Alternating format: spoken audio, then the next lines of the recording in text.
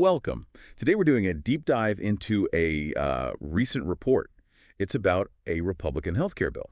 And for this one, we're actually focusing on just a single source. That's right. It's an article from The Guardian, and the headline is Trump Hails Beautiful Republican Healthcare Bill. Mm-hmm.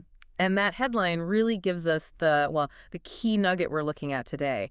It's that very specific word, beautiful, that former President Trump apparently used, and, how this particular article reports on that choice of language. Exactly.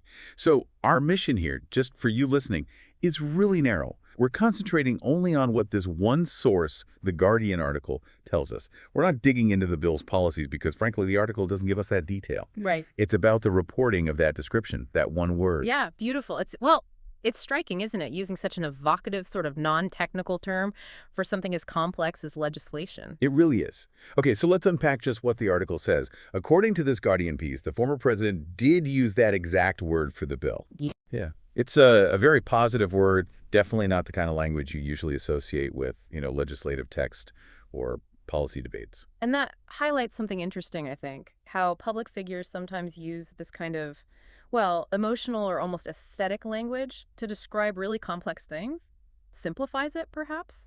And this source, The Guardian here, it shows how a news outlet can choose to really feature that language right up front. Making it prominent. Yeah, potentially setting a tone for the reader right away before they even get into any substance. So if we stick only to what this article provides, what does that tell us? It shows a key figure used a really positive, maybe even policy-neutral word. Right, and that this report specifically chose to put that description front and center. It points more to the idea of framing, how the language reported shapes the story rather than the nuts and bolts of the bill itself. Which does raise a question, doesn't it? How does one single very positive word like that, especially when it's highlighted in reporting, how might that influence your first impression? Your initial take, yeah. Exactly. Of something as detailed and, frankly, potentially divisive as a healthcare bill.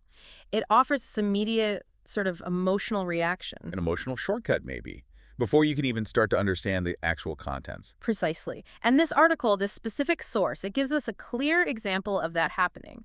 A report leading with that powerful positive description from a major political figure. That's the focus of this coverage, as presented by The Guardian.